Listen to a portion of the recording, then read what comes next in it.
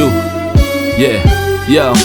There whenever it matters, and even more when you feel like it doesn't. Protect you so you never feel like you wasn't. Know I'm right alongside you. Either that or I'm behind you, but always got you. End of discussion, nothing means more. First one to offer is shoulders for what you reach for. Thought I saw the eyes of the world until I seen yours.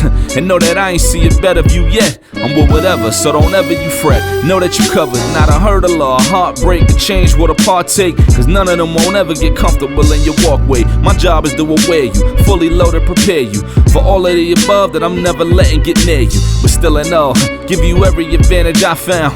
Couldn't find a better fit for them, along with my crown. And since the baton was passed, I've been down. Cause failing's not an option, and dad is not a noun, not at all.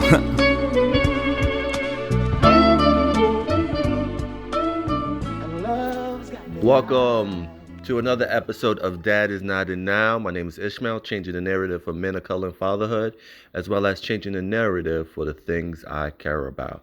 On this episode of Dad is Not a Now, my special guest is a photographer, cinematographer, camera operator.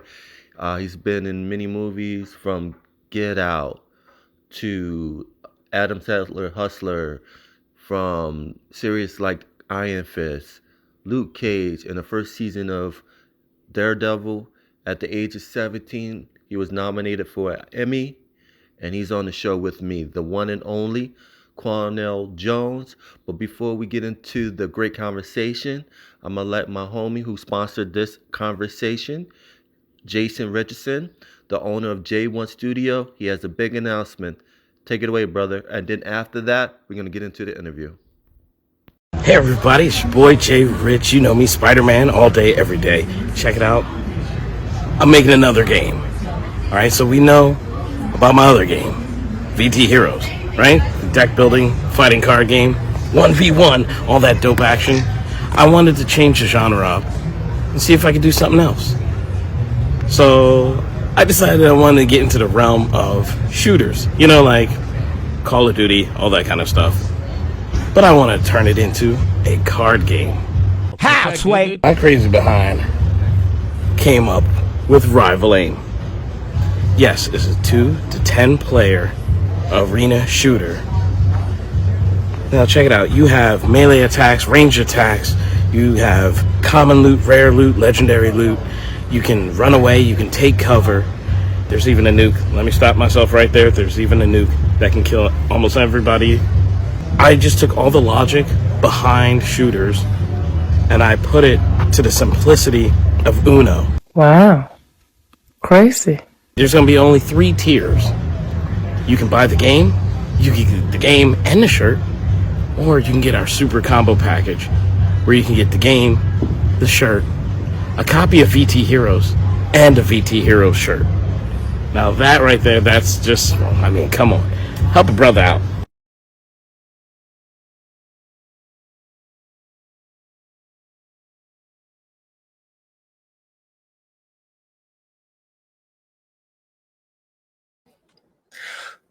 Welcome to another episode of Dad is Not a Now. My name is Ishmael. I'm all about changing the narrative for men of color and fatherhood, but also changing the narrative about the things I care about.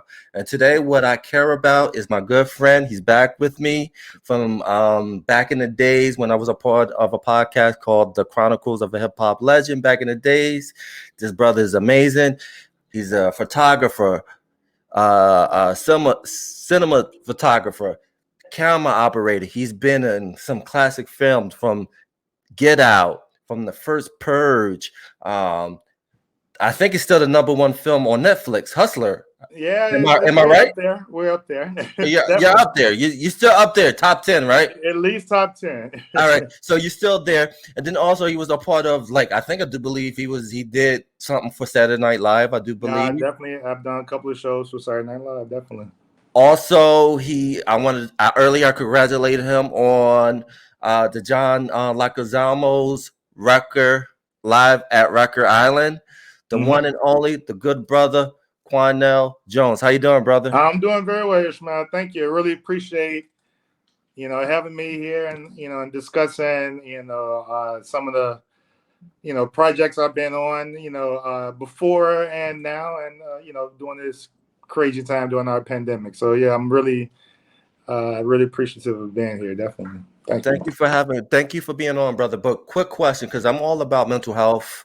I'm an advocate for it, and especially in the profession you're in. How's your heart? Absolutely. How's your heart, brother? My heart is strong. Okay. It's like, mental health is very important. Actually, it's funny you said, this past weekend I was at like a seminar of sorts about mental health within our industry, and our industry is like the fourth highest rating uh, for people who need mental health or need mental health therapy. Our industry, our filmmaking industry, and arts entertainment in general is the fourth leading cause for mental health stress. So, yes, absolutely. I like to take time, go on vacations or road trips or have a day at the spa. So whatever it is you do to, to just try to, relax the mind without a doubt and relax the heart and spirit. And I think that's important. And talk about this photo because this is one of my highlights of my entire existence on this planet. Because I want to thank you. I want to thank Brother Malachi out of the UK for making this Yes, opportunity for absolutely. me. So talk about this photo.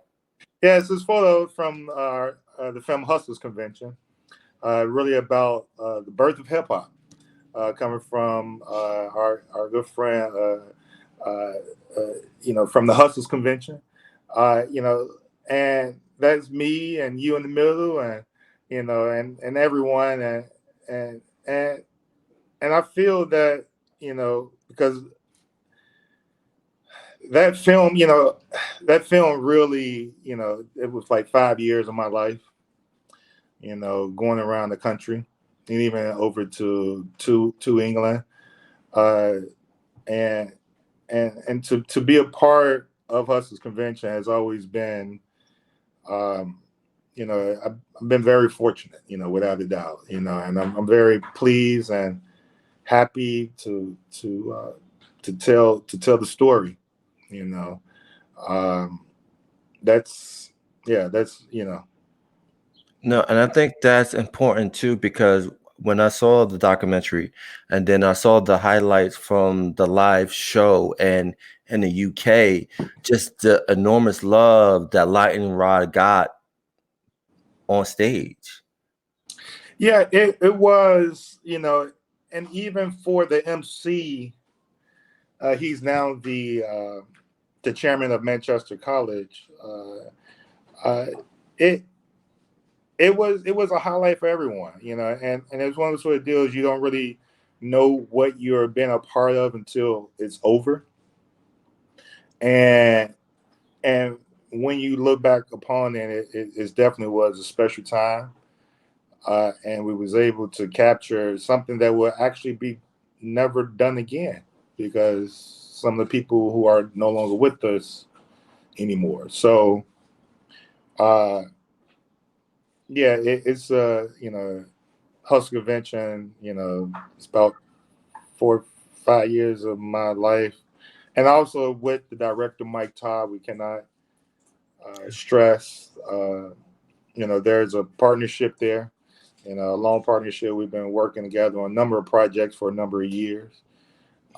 So to me, is always been part of the team and trying to bring hopefully great stories to life. And Hustle Convention, I feel is part of that. You know, uh, he's a godfather of rap. Facts. And Uh, it should be etched into the history of hip hop. yeah, Like the documentary should be in the hip hop museum in Brooklyn. yeah. But Hey, that's but that's another conversation that's for another another time. conversation with Jalal and everyone. Yeah. But Yeah. you know, uh, you know, only thing that we do as filmmakers is try to document the truth, and hopefully, those who are seeking the truth can find it. Facts. You Because the know, one, yeah, because the that one, yeah, that bro. Because the one thing I love is that you were able to record Melly Mel reciting the Hustle Convention. And I was there. You know, when he was doing that, I was there. We was in the. I think we was in the Bronx. He come down with his suit, and we're there. Bunch of kids playing basketball in the background, and it was pretty spontaneous, and we wasn't really sure what we was going to get ourselves. We didn't know what we were going to see or what he was going to do, but he himself also said, thank you for doing this because he felt it was time for the last poets, July, everyone to have their due in regards to. So it was a lot of him, Ice-T. Yep. There was a number of number of people who, when we did the documentary, was happy to be a part of the documentary and happy to share the story because they knew they was doing something that's it's a part of history. Not like all history. Not everyone's going to know every part of history, but if you're searching, you have to come upon our film somehow. Fact. And if you're searching for that particular truth of hip hop or the birth of hip hop in some form or fashion, coming from the last poet, Jalal and others, you have to come through our documentary. You have to see our film. Yeah, man. And that's what, to me, that's what it's about sometimes. It's not always about, you want to get paid, but even Mike and I talk about this, it's hard to do these type of films because you have to have principle over profit, and that's sometimes tough. No, and that's true. And I go to that now, I won't say analogy, but I go to something similar to Star Wars. Like you can't see the last three Star Wars without seeing the first one. Yeah. You know what I mean? Because it's incomplete, because there's a lot of stuff that's missing. And I think that's the most important thing about that documentary is that is another missing piece of the story of hip hop. Yeah. But I also want to give a shout out to Chuck D because he played a major role of making it happen. So shout out to Chuck D. Absolutely. Yeah, I'm glad you brought him up because he came in later in the process, and and we wasn't sure on how he was going to connect to the project. But once we talked to him, he got a sense of who we are, as filmmakers. He signed on board, and and it was good to obviously have a known celebrity, but that's what not the film was about. The film was about the last poets, the birth of hip hop, and Chuck D is obviously a part of that lineage of hip hop without a doubt. So having him a part of the film was just, it was just butter. Oh, definitely, man. So what came first, photography or cinematography? Cinematography. Okay. It was funny because on Facebook it was just recently something happened early in my life, but I posted a photo about when I got my first camera from my grandmother. I gave her a shout out to Johnny May Jones. I remember asking her because I was always into film. I don't know why, but I was always into film camera, and she bought me my first VHS, showed them on the VHS camera.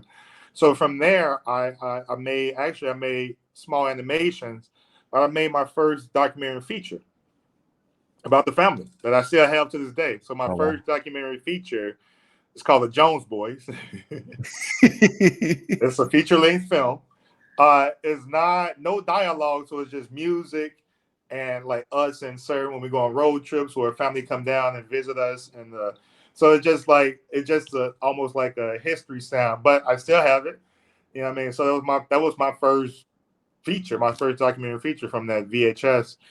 Showed them on the VHS camera. But then once I got into high school, that's when I looked at photography. I'm like, oh, there's this other thing here. And I'm like, oh, it's kind of similar, but different, but similar, but different, but similar. Man, that's when I had, taken still photography I made my first shoebox camera, basically called pinhole camera. You make it out of it. You grab a shoebox, put aluminum foil, poke a hole, put some printer license of paper in the back, expose it, and you have a picture. Almost, and it's a wide lens with smaller hole is a wide lens. So I used to do that a lot in early in my high school because it was so interesting and different. But then, went from there to cinematography to television. I worked in a television station. Uh, Worked for PBS during high school. Worked for PBS uh, as a director for a live television show. Started very early. Worked as a director for PBS, and then during the summer, I worked for CNN as a producer cinematographer on like their small news packages. And actually, for the PBS show called Mind Busters, we went on for about three Remember that? years. I remember that. I know it's crazy. We started that, and I was a director on that show. Wow. And because it's about homework hell, right? Yes. Exactly.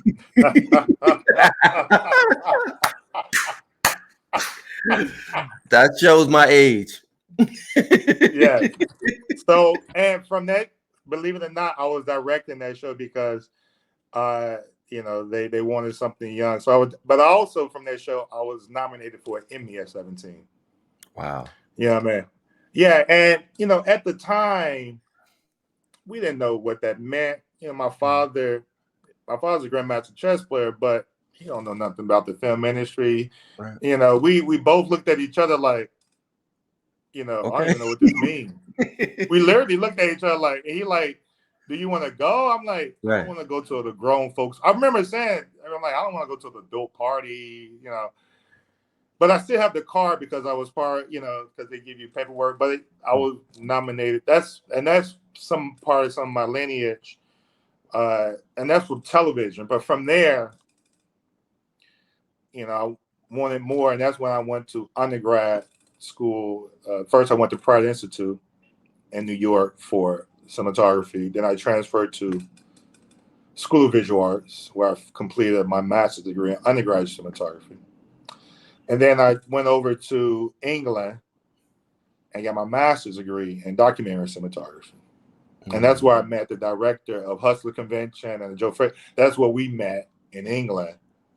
And we've been having our great friendship since. Yeah, man. So that's some of my earlier, I've been doing this, I've been love doing this for a very long time. It's funny that you know about my busters. Dude, I do my research, and like I said, Oh that my shows my God. age right there, and that shows how it's crazy how you talk about your father being a chess master, Grandmaster chess player. grandmaster chess master, and I know you picked up some of the things he learned Yeah. and then applied it into what you're doing. So it kind of similar because sometimes, like in chess, you have to be 5 steps ahead of your opponent. And that applies what you're doing and what you've been doing. Yeah. No, it's absolutely. The philosophy I learned from my father, without a doubt, will continue throughout my life. And that's the beautiful part about chess. It can apply in many, many endeavors. And absolutely, and but yeah, it's that's part of my growth. And at every step, my father was there when I was working at Mind Busters at my summer internships. My father was there. My father was there when I was shooting my first Bolex, when I was intern. What I mean? So he didn't know what filmmaking was. Not gonna. He never lied. They like, I don't know what this is, Quenell, but I'm going with you. You know what I mean? You know what I mean? Right. So he's, man, and I'm like, I don't know either. I'm just going here. You know what I mean? So we both was just discovering it together, and no, it was a great partnership. My father was uh, throughout my throughout my career. You know what I mean? So my father's been there. And obviously I had along the way other mentors who helped me along the way, and Give a shout out to Mary Ralph. She was in England. So, I had mentors along the way that helped me out. But, obviously family, grandmother, father, grandmother, grandfather, brothers. Obviously I don't have any sisters, so all at the core. But you meet a lot of people along the way that has helped me out in so many different, and that's why I like to give back. You know, with outreach from my union. You know, uh, a lot of people helped me out along the way. A lot of people trusted me. A lot of people put their trust in me. A lot of people educated me. A lot, what I mean. So to me, there's nothing wrong with. I believe there's nothing wrong with turning back and helping, your fellow man or one man or a person or kin, whoever you may be. Uh, because to me, in our big world of it, there's enough space here for everyone. So There's true. enough space for everyone. No, You know and what I and mean? it's so true, bro. It's that what you do by giving back is important, and especially the significance of the union. But to go back to the chess thing, if people want a great imagery on life in chess, watch The Wire, the chess episode of Wire. That's all I'm gonna say. That's one of my favorite scene in any series or any movie because that scene can apply to everything, and I'm just gonna leave it like that. You're laughing too because you know it's true. I understand. No, hey, I'm gonna just leave it with you. Just. I'm gonna leave it there. But let's talk about the union because I think that's important in film. Talk about that importance of the union when it comes to film. Uh, I'm in Local 600, the camera union. Obviously, there's all types of union from wardrobe, makeup, uh, location, even craft services. So there's all different makeup. So I'm in the camera union, Local 600, and the importance for me is astronomical because now you're, as I like to say, now you're in the big league. Now you're around people who are doing this for a living, not as an option. Because when you're in the independent side, there's a lot of people working out their heart. I've been to Sundance, I've been to Tribeca and Doc NYC and others. But when you're in the union world, hopefully you're around people who've been doing it. This is their lifestyle career versus on the independent side where some people may have got a lot of money and this is like their first real project. They may not make another or so Right. on and so forth. While when you're working with a production company, they're trying to churn out 10 films. You know what I mean? Right. So it's a different mechanism. There's a different mechanism of working. So you're around people who are committed to their job, obviously, right? And then I feel you with that you get more toys, you get that, but to me you get more. Sometimes you get more into the artistry too. But like television, like all jobs, it can be a grind. Right. It could be laborious. It could be, sometimes feel 9 to 5 to some people, because if you're doing it for 8 months, 10 years, you know what I mean? Like all jobs, it could be monotonous. But Right. also the beauty of our job is you're freelance. You can switch jobs. Right. You don't have to stay on that one TV show. You go to other shows if you want. Right. You know what I mean? So there's always an expiration date where you can continue to move. But without a doubt, the union, has educational opportunities. When you go to meetings or other events, you're around other members where you could meet, collaborate. Versus like the independent world, there's no meeting or collaboration point usually, Right. right? I can't go to let's say a young workers barbecue event and Right. meet a lot of members and we start talking about film and they say I need someone on this particular show and you can say I'm available. Right. That's very difficult to do that on the independent side. Right. Also in a union there's a directory where I can call up XYZ, their telephone numbers right here, their address, and I could graciously, respectfully, obviously, call them and say, "How you doing? You don't know me, but if you are looking for an operator, a loader, a camera system, whatever case may be, here's my information." So you can at least reach out. They can at least get to know you. You may not Right. get the job, but there's an opportunity to grow. Right.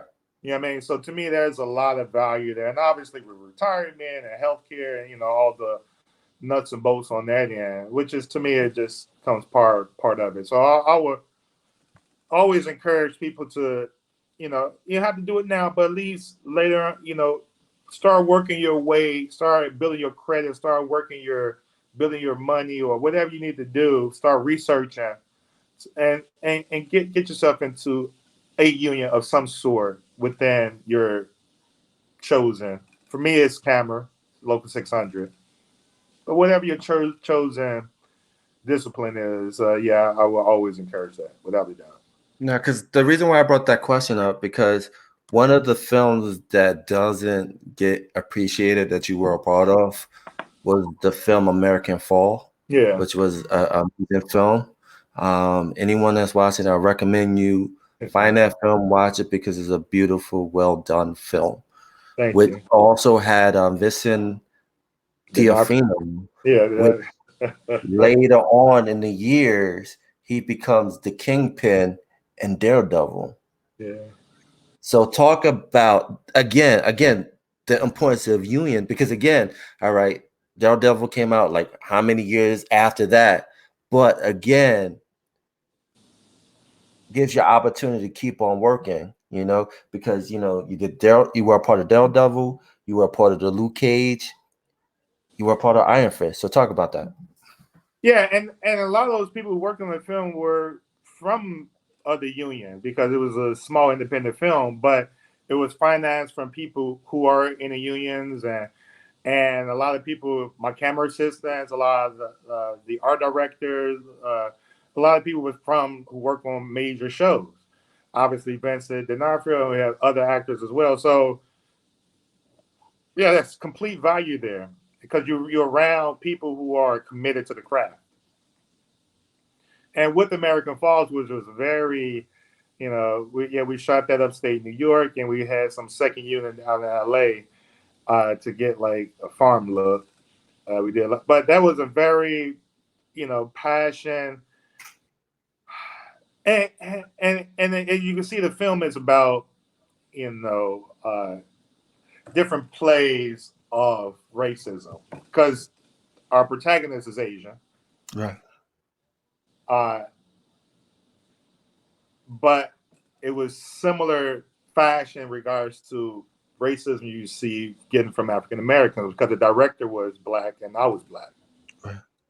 So we're both, and even talking to our translator, who was some of the actors, talking to the translator because obviously we don't know the language of Chinese, but it's like even talking to the translator and just trying to have that because I remember the conversation we had with Bay, who's no longer with us, the director, but I remember our conversation was about we're trying to have something that is about the Japanese internment camp. Right. That happened here in America during the 50s, doing that. We wanted that energy. We talked a lot about that. We researched that era, a lot about the Japanese, the Asian internment camp, but we call it Japanese internment camp here in America. Right. So we did a lot of research on that, and we was trying to pull from that particular energy and put that in the film, even though, that's why he was, the way he walked, the way he talked to Vincent, the police. Right. I mean, we went into great detail on how, no fast movements, no shifty eyes, the way you have dialogue, because we know that, any slight movement, they'll arrest you, they'll arrest your family. Yeah. That night, 3 a.m. So what do you do? And we were just trying to have that film in that crisis. What do you do? It's 3 a.m. and you're here to protect your family from the police, so to speak. Yeah. You know what I mean? So that sort of soup and the stuff that we was trying to pull from. And that's one of my, I really enjoy working that film because it's not a straightforward film as one would think it is. It's right. A lot of twists and turns. And if you can see the film, we like each moment is almost like the screws is turning. Yeah. Right. and it gets really intense and get to, I don't want to say all the film, but you know, to the point where it gets really intense, and then like there's a small relief when they leave. It's almost like a breath of fresh air when they leave. Yeah. That's how thick we wanted the air to feel, and that's why the design of the shot. We wanted him, especially when he was looking across. We had him looking across the camera. That was a very specific, almost like, like he's been, overpowered in his own house. So yeah, it was it was a lot of discussion there. It was a very we researched. Well, we did a lot of research for that film to try to, and like I said, a lot of research come from trying to get the energy from like the internment camps we had here in America. Trying to, I mean, we did a lot of research, in that era, So. And I think the great thing about that film is like you need to when you watch that film, you have to pay attention, because if you don't pay attention, it's a lot you're gonna miss out. Yeah.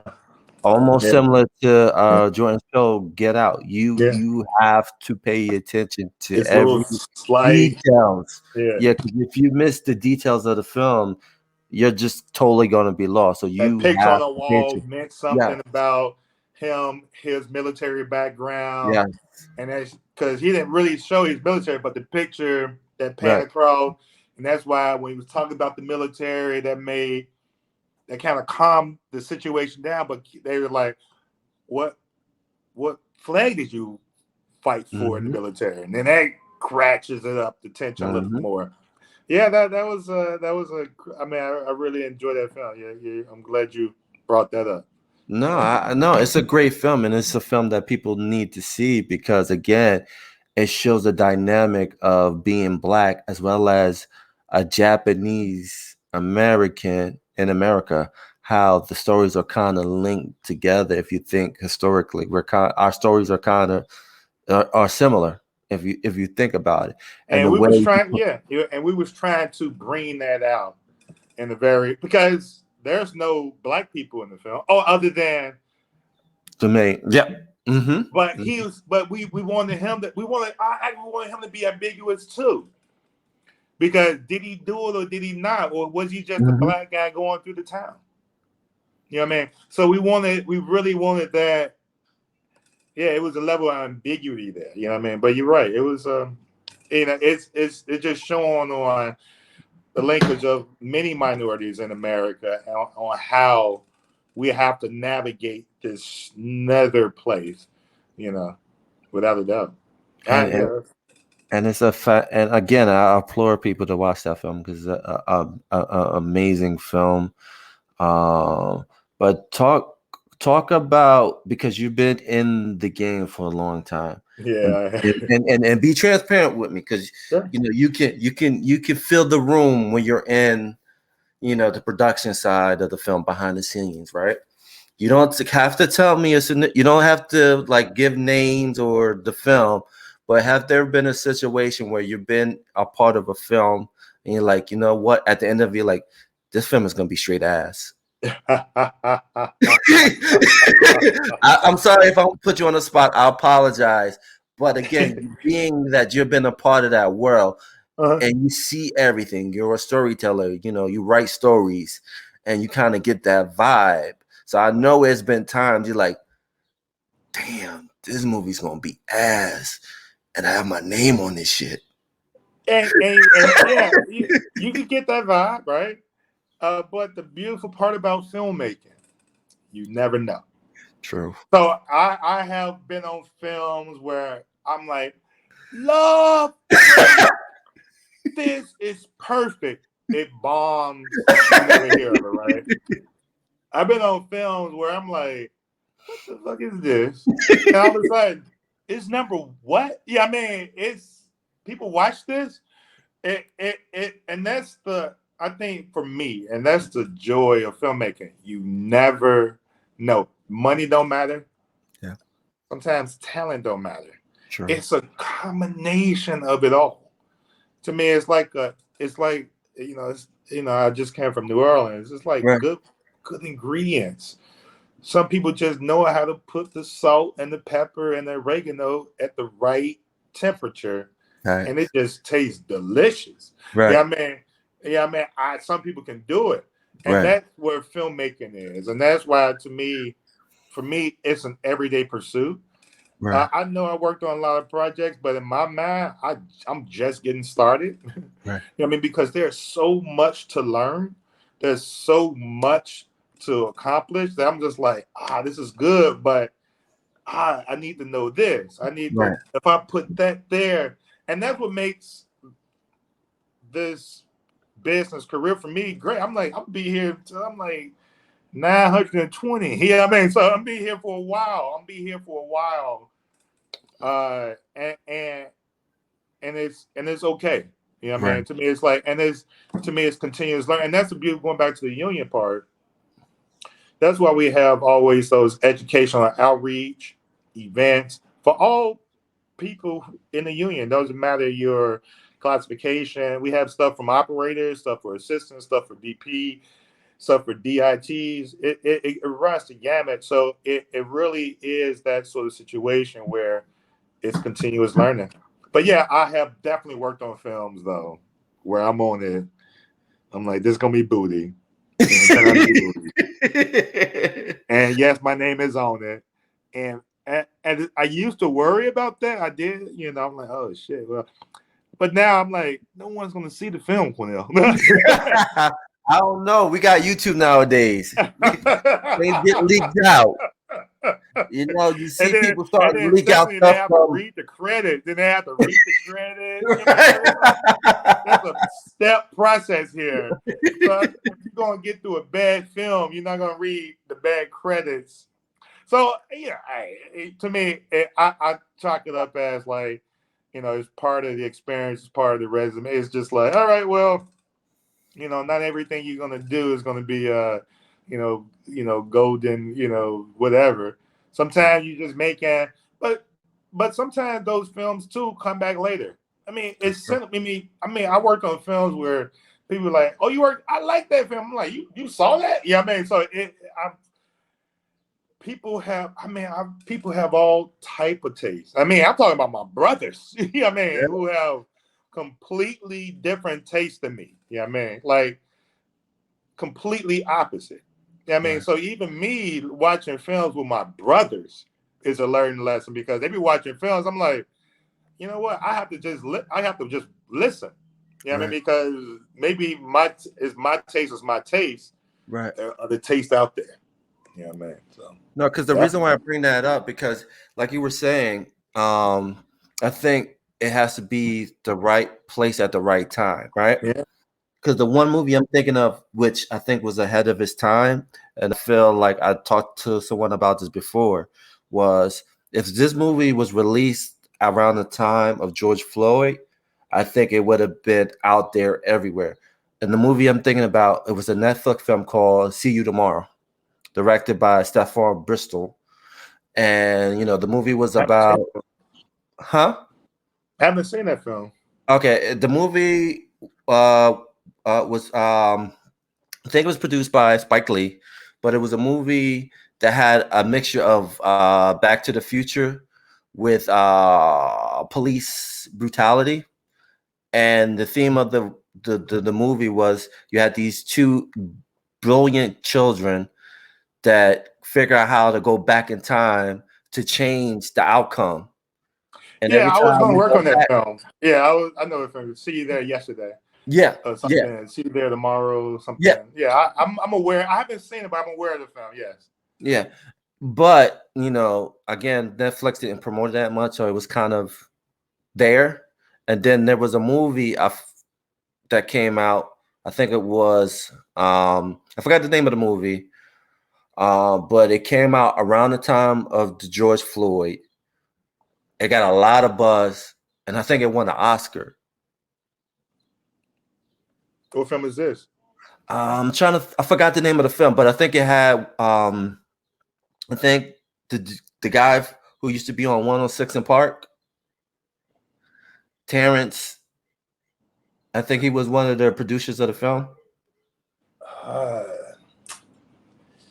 Yeah, I gotta see And it was kind of similar where again, you had a film that talked about social justice issues, that you had this character replaying and trying to just see if he'd do something different and the outcome would be different, but it's this, the outcome was the same. And so going back to what you were saying, certain films have to be in a certain place at the right time. And that film was in the right place at the right time. And that's why it was held got all these awards and praise, because again, we were in this George Floyd environment at that Yeah, time. and that happens too. Yeah, you're right. It's a part of momentum, the the political, social climate that we're in at that particular time. You know, yeah, it all of that has a factor. It really does, and that's why filmmaking is so, because you can make a film, because you have to make the film 3-4 years before you think you're going to put it out. You don't know what's going to happen 4 years from now. We don't know what war broke out or who broke out to whatever broke out. You know what I mean? We don't know. Yeah. You know what I mean? So you have to make the film. You make the film. You make the film you want to make. I mean, you have to make the film you want to make, and hopefully, the film is well received. But yeah, it's challenging. You know, I mean, like I said, with the John Leguizamo, you know, it took 10 years.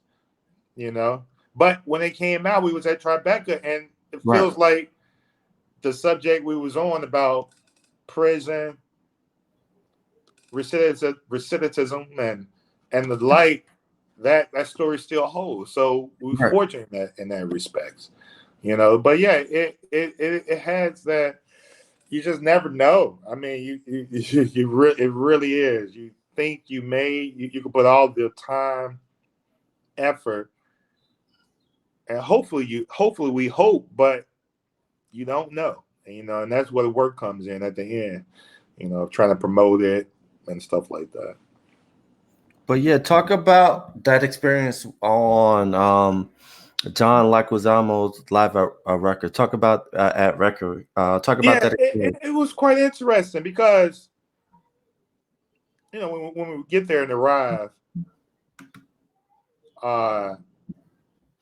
you know, we get checked in. We are Rikers, and we have a ton of equipment. You know, we're shooting on the Red. We have a lot of lenses, and you know, zoom lenses, prime lenses, everything. You know,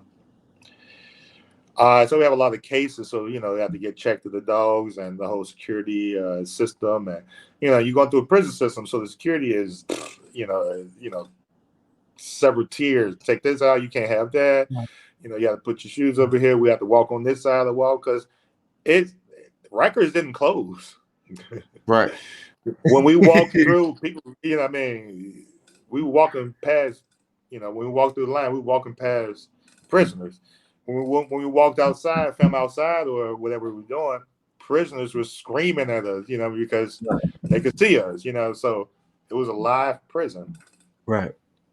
But at the same time, I'm like, you know, all right, well, this is what we're doing, you know, I guess, you know.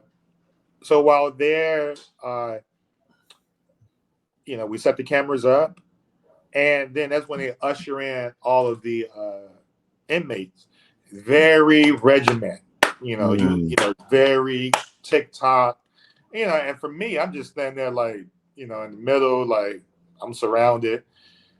And, you know, it's not like I'm scared of prison. I have family who've been, you know what I mean? So I'm not afraid. It's just like, okay, this is where showtime, you know? Right. Everything went off without a hitch. No, not even a, you know, everything was great. But, and all of the inmates really appreciated it. A lot of, because we interviewed a lot of them afterwards, really appreciate John Leguizamo taking the time out to talk to them, taking the time out of his day to perform, taking time out of his day to be a part of their life and community, and to see what they're doing. They really appreciated that, you know. And they really showed and talked about how, you know, they're going to do better, and obviously it was part of this major program. So it was and after it was over, you know, they left. I mean, and once the show started, you forget they're inmates because they're people. Right. They're people first. And they're enjoying the show like any other person. They're laughing at jokes. They're serious when it's serious. They're like any other. But once the show was over, and that's when the reality sets in, it's back to that regiment. Get clean, clean, Right. clean. Right. But and then you snap back into the reality and like, oh yeah, they're staying. We're going. Go. Yeah, I mean, it's Right. that reality.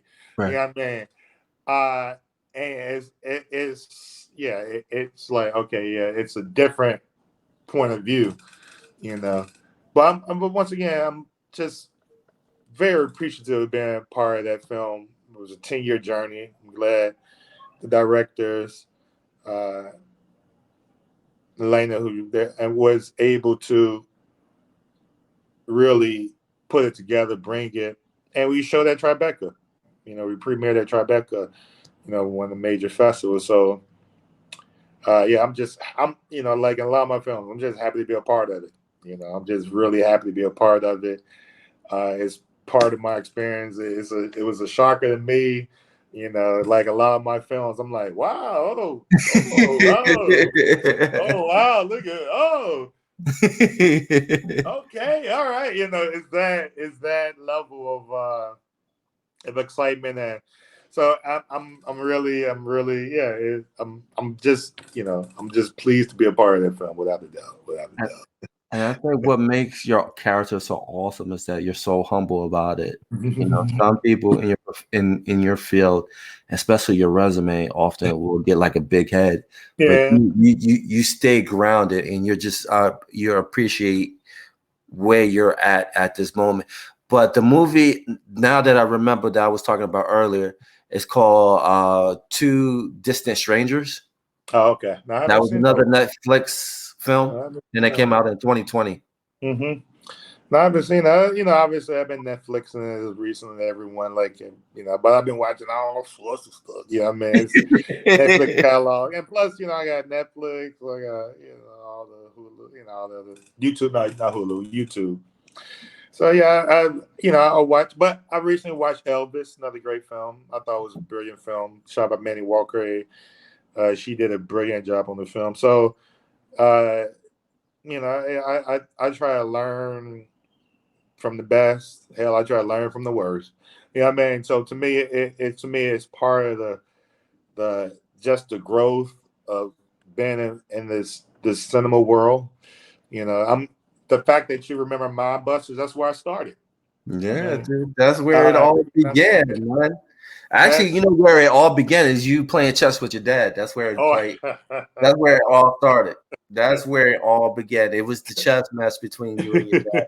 Oh, How many chess matches did you win against your dad? Oh, no, I never went. No, my father No? never. No, my father said I will beat an infant. If you, he's like, he'll tell you, he's like, I will destroy an infant. Yeah, he said all the time, he's like, if you sit across me, that means you try and take me out. So yeah, I mean, so it's like, So your dad went straight up God mode when it came to chess. yeah, he didn't care. He didn't care. So I never won, but he did train my young cousin, who eventually became not a grandmaster, but a young master himself. Nice. In Chicago. He don't play as much, but he was the only one who beat my father once, right? It sent shockwaves throughout my family, right? Wow. And the first thing my father did was, what books you reading? Give me those books. And he got those books, and that was it. He's like, you know what, Buster got that one. Yeah, he's like, you remember the thing from what was it, Little Giants?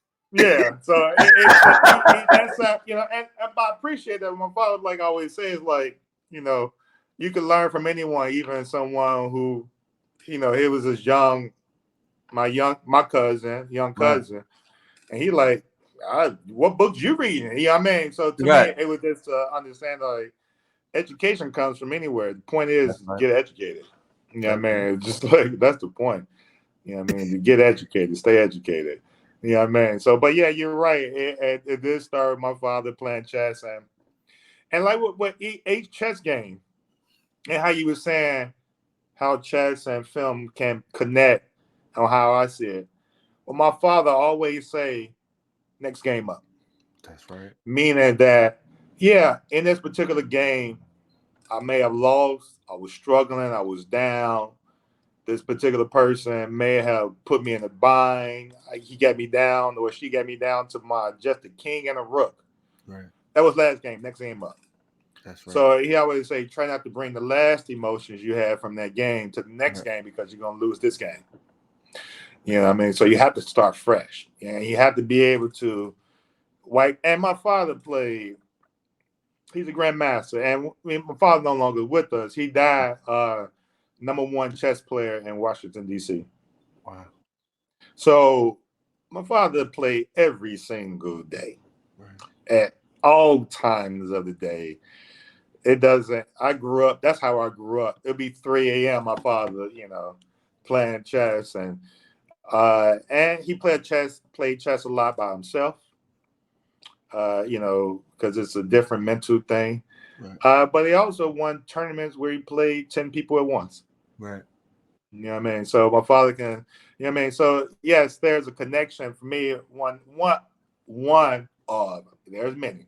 One of the connections that I brought is just next game up. You know what I mean? So it's almost similar to like the film, next film up. Right. Like how you was talking about next film up. Yep. Next film up. You know what I mean? Yeah, you're right. Next film up. You know what I mean? Yeah, you're right. There was a lot of emotions there. You're right. Some jobs I work on are extremely tough. The entire job. Right. The entire job can be just brutal. Right. Just brutal. Weather and people. Brutal. You know what I mean? No. But from what my father is, next game up. I think yes, that you cannot bring that emotion to your next game, because you'll lose. Yeah. Because now you're stuck in the past. And that's, to me, is part of that that I try to walk with. And obviously there are others, but that to me is part of that connection with, when the film next film up. Yeah, I mean, like I said, I worked on films that I had great love, great admiration, great enjoyment. I worked on films that are just the people, the location are just not good. Right. Doesn't mean the film isn't good, or the film can still be great. It was just my personal experience. Right. But next game up. And I think that's important too. Next game up too. Did your father ever play Grand Chess Master Maurice Ashley? Study them. See, Maurice Ashley is an international grandmaster. My father made that distinction. Okay. My father's a grandmaster, but he's an international. That's the difference. And grandmaster. I'm just saying, Maurice Ashley is in New York. Your dad's in DC. I'm just saying, DC, New York. My father is on that level. My father has beaten international grandmasters, but my father isn't very a political man.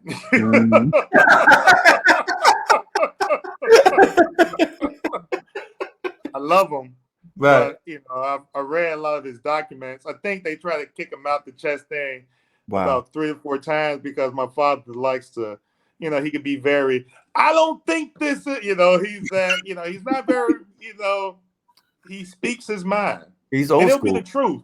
It'll be the truth. But it'll be the truth that a lot of people don't want to hear right now.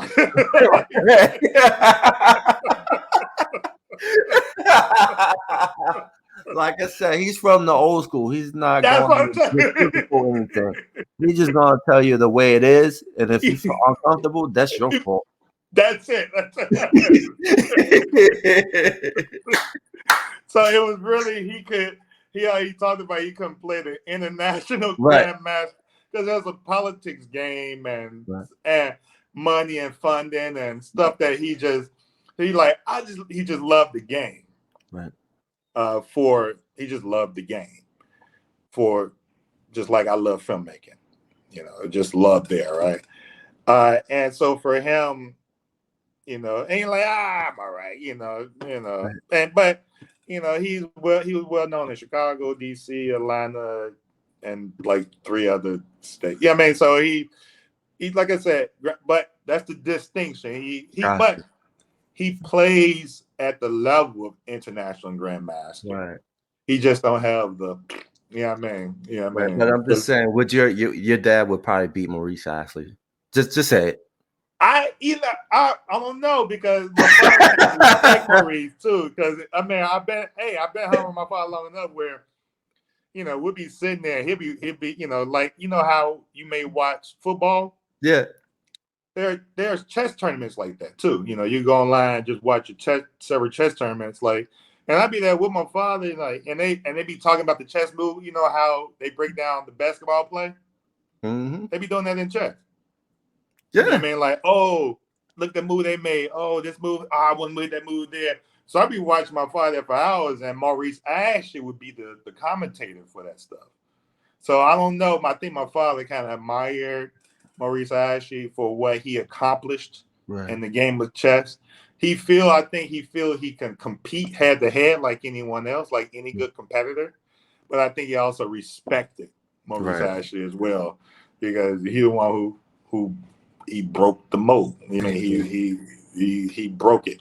You know what I mean? He's not going nowhere for at least another whatever. You know what I mean? So he's gonna be there a while. He's been there a while, and he's gonna be He, there a while. he ain't going nowhere. And like I said, a Yeah, long time ago, on the old podcast, we had the honor to interview him.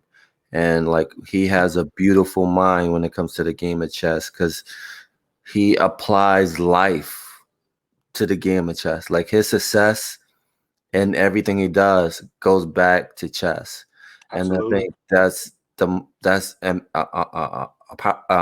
just phenomenal. But transition, post COVID, where do you see the future of film? Especially you see like technology is like taking over, especially like, for example, like you see a lot of the Marvel films, everything is computer generated. Everybody's going to the Unreal Engine 5. So where do you see film in the future? And then like people like yourself when it comes to work because of that key factor of technology. Uh, During the pandemic, we all were. I mean, there's no one in this film industry that wasn't worried, even in our union, even in Local 600. The pandemic affected everyone from top to bottom. Right. It affected even up and even going to like negotiating contracts and stuff like that. Right to back to work, COVID protocols. Right. But how it's going to be in the future, I think it's going to be bright as goddamn hell. I Okay. mean, it is, even within that technology, there will always be independent films who can't afford it. Mm, You know what I mean? So within those independent films, you have to find a way to tell your story. And yes, some of those bigger budget films may have the what's now the LED technology, green screen, but like a lot of the Star Wars, even the latest Batman, was shot on those LEDs, so you can have twilight all day. yeah. So there's new technology out there for the big boys and girls to play with, but there will always be that small film that I believe will always be there. Now there's integration with digital and film and style and art, and uh, but the beauty of filmmaking is it's a big film. Right. It is, so yes, there may be evolution and like styles of film here and there. Like we experiment with 3D, but 3D been around since the beginning. You know what Yep. I mean? So, right now we're streaming. There are so many different platforms now that they need to fill the content. Fill their platform with some content. Right. You know what I mean? So I think it's bright, personally. Right. Yes, technology it was going to shift some films, Marvel films of sort. I've worked on a few where, it's all green screen and, you don't know what's happening. A lot of strain, a lot of pools and stuff Right. like that. You're right. That's really gonna, there are some films that, especially during the height of COVID, that didn't even have operators. There was all, like remote control operator. So, yeah, that happened too on some films where, everything was done, remotely. You know what I mean? Right. So yes, the COVID pandemic has revealed that, yes, you could do a lot of some things with remote heads, you know what I mean, with remote cameras. Because that's a big trend now. Just have a dolly on a remote head Right. for a movie. And that everyone operate away and just have a guy push it. Right. You know what I mean? So that's you're right. That's changing the industry a bit, But I don't think in a grand way yet. Right. It hasn't shifted. It definitely affected it. It's definitely here. But I don't think it's going to get to the independent side like Tribeca, Doc NYC, Sundance, maybe some Sundance film, but not Right. all. Right. Can't afford it. I don't think people, you know what I mean? So I think what all good films is always going to go boil down to just great storytelling Right. from the But filmmaker. But what I worry about with great storytelling too is that I think what has died in film when it comes to storytelling is that you're not going to see films like when I grew up, they're going to be like box office films. For example, like Kramer versus Kramer, that did really well in a back box office at that time when it came out. I don't see anything similar like that. That's Yeah, going to because do. our theater experience has changed. Because like I said, I was at the theater seeing Elvis, and halfway through the film, guy was on his phone checking Facebook as if he was at the crib. And even they made signs say, "Please get off your phone." I know, and they saying like, "I know we was used to being at the house, but we back in Right. the theater." Right. So trying to get that decorum back. Right. And I'm just like, yeah, it's like halfway through the film, he on the phone like he at home, and he's sitting in the front row. So like even that decorum is like, Right. you like, it's like, So yeah, it's going to so that box office, so people don't feel the need to go to the big theaters as much because they sit on streaming quite quickly, or even videos come out of the theaters and like isn't the theater way out, so I'll wait for this come. So yeah, it has adjusted. You're right, it has adjusted. That Yeah. big box office, it has it, and most of the stuff, most of the people seeing movies are overseas in Japan or China or Yeah. England or whatever the country may be. They're saying, our what is it? Our number 3 export is films. Wow. Some weird number like that. Yeah, I mean, it is really our entertainment is like U.S. export. So yeah, those, but the box office come from overseas. When you see those box office numbers, that's from like China, India. I mean, from other countries that send those same American films. So pandemic has definitely adjusted the theater experience without a doubt. Will it return? I hope so. That's why I go, because I wrote a thesis about going to the theater in my graduate school. It's a different experience versus being at home. Right. It's an absolute. When you're in a dark room, you before itself, you was forced to be in a dark room with strangers Right.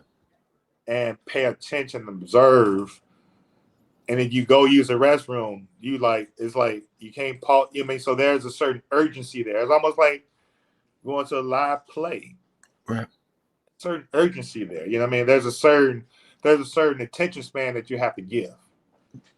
And you don't have to give that level of attention span when you're at home and you can pause and you got the lights on, you get a phone call. So that attention span. So when you're in a movie theater, the dark room, so to speak, you're focusing on that film, and hopefully you absorb in the story. But then nowadays you break it with cell phone lights. So Yeah. Right. so, yeah, Yeah, like I it's said, kind of weird. That's the one Yeah. thing I worry about is like, we're in this age of box office like Marvel, DC. If it doesn't have that title, people are not gonna go see it. The exception of the rule is Top Gun 2. But again, with Top Gun Great film. 2, it brought some nostalgia to it. It had a nostalgia to it. That's why it brought people to the film. But if you create a new story, it's going to be 10 times as hard because again, we live in this age where people are just nostalgia to old things. They want to see remakes. They want to see sequels of certain movies that they have nostalgia to.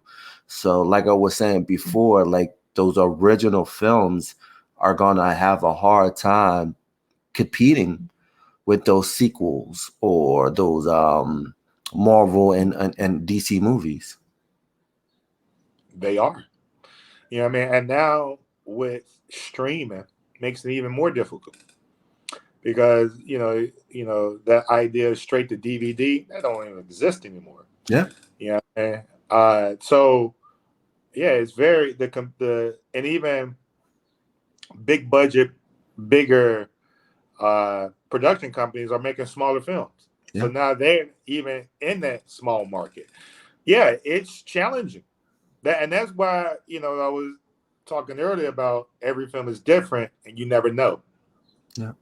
Because you got to go through there's so many different avenues. And I've been on several films, couple of films. Yeah. Where I'm working on something. We're working on something for a number of years, let's say in the basement. We hear nothing. We come out the basement.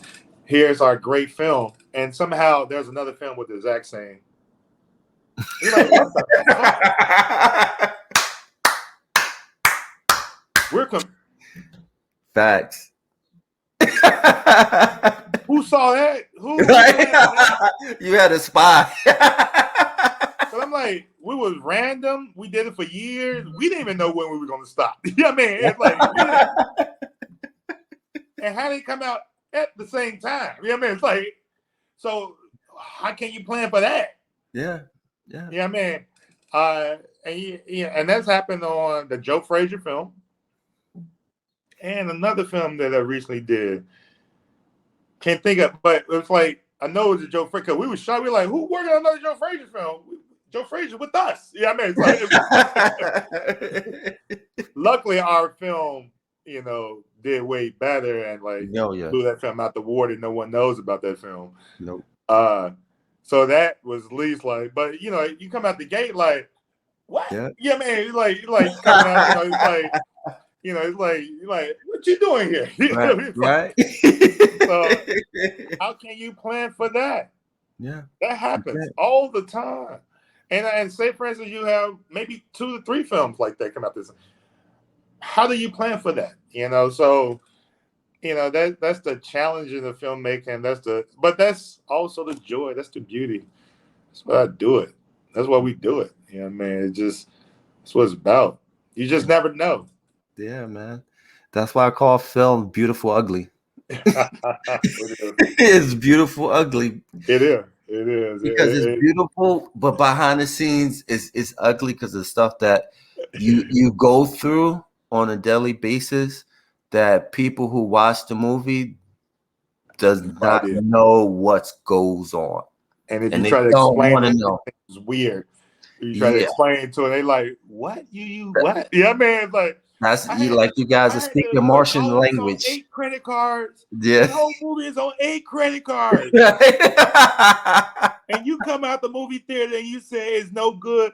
You better love my film. Yeah, man. It's like this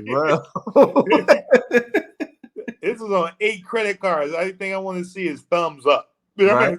Yeah, man. Because that's the one thing I get frustrated too is when you have like people that review movies and they talk about it sucks. It's like, okay, it sucks. Then you make a movie. Yeah, it's like, well, if I wrote the movie, this is what I would have did. Like, then you do the shit. You do the shit.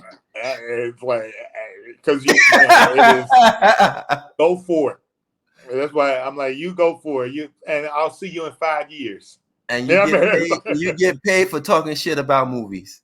And that's why it's easy. And that's why I'm saying the critic can be, and that's why people always have, it's like, unless you're a critic, but most critics are not filmmakers, you know. No. And it's like, and that's the frustration. Like, no, it's tough to make movies.